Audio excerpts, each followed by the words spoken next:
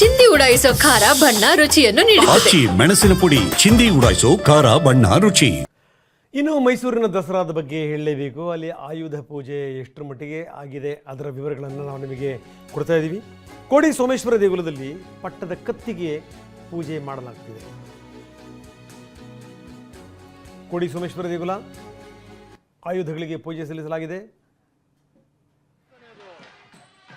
ಇಡೀ ದಸರಾ, ಆ ದಸರಾವನ್ನು ಕಣ್ಣು ತುಂಬಿಕೊಳ್ಳೋದೇ ಒಂದು ಆನಂದ.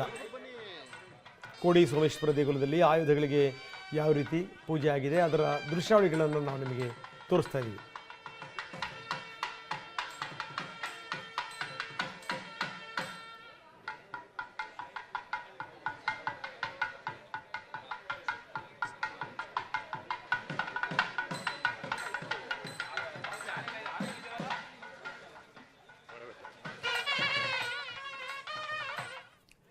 ಇನ್ನು ಶೋಭಾ ಕರಂದ್ಲಾಜೆ ಮೈಸೂರಿನ ಉಸ್ತುವಾರಿ ಸಚಿವೆ ಆಗಿದ್ದಂಥ ಸಂದರ್ಭದಲ್ಲಿ ಒಂದು ಒಳ್ಳೆ ಕೆಲಸ ಮಾಡಿದರು.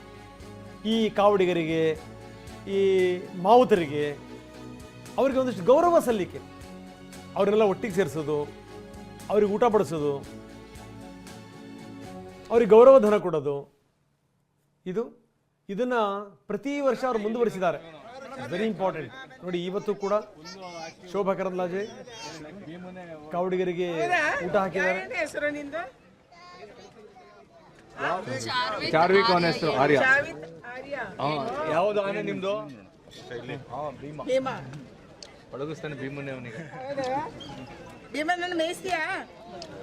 ನಿನ್ ಮಾತು ಕೇಳುತ್ತಾ? ಮತ್ತೆ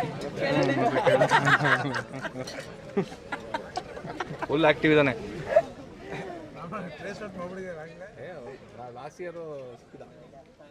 ನೋಡಿ, ಆ ಮಗು, ಈ ಕಾವಡಿಗರು, ಮಾವುತರ ಮಕ್ಕಳುಗಳು ಎಷ್ಟು ಖುಷಿಯಿಂದ ಮಾತಾಡ್ತವೆ ಅಂತ. ಇದು ನೋಡಿ, ನಿಜವಾದ ಖುಷಿ ಅಂತಂದ್ರೆ ಇದೇನೇ. ಎಲ್ಲವೂ ಕೂಡ ಅವ್ರ ಮೇಲೆ ಅವಲಂಬನೆ ಆಗಿರುತ್ತೆ. ಇಡೀ ಆನೆ ಪರಿವಾರವನ್ನು ನೋಡ್ಕೊಳ್ಳುವಂಥವ್ರು ಅವರನ್ನೇ. ಸೊ ಅಂಥದ್ರಲ್ಲಿ ಅವ್ರಿಗೊಂದು ಈ ಗೌರವ ಸಿಗುವಂಥದ್ದು ಇದೆಯಲ್ಲ, ಸಾಮಾನ್ಯ ಸಂಗತಿ ಅಲ್ಲ. ಪುಟ್ಟ ಹುಡುಗನ ಜೊತೆಗೆ ಶೋಭಾ ಮಾತಾಡ್ತಾ ಇದ್ರು. ಅದು ಹೇಳ್ತಿದ್ದು, ಭೀಮ ಅನ್ನುವಂಥ ಆನೆನ ಅವನು ನೋಡ್ಕೋತಾ ಇದ್ದಾನಂತೆ. ಪುಟ್ಟ ಹುಡುಗ, ಅವನು ಎಷ್ಟು ಆ್ಯಕ್ಟಿವ್ ಆಗಿದೆ ನೋಡಿ ಹುಡುಗ. ಸೊ ಇದನ್ನು ಅವರೆಂದೂ ಕೂಡ ಮರೆಯಲ್ಲ. ನಿಜಕ್ಕೂ ಒಂದು ಒಳ್ಳೆಯ ಪರಂಪರೆ ಇದು.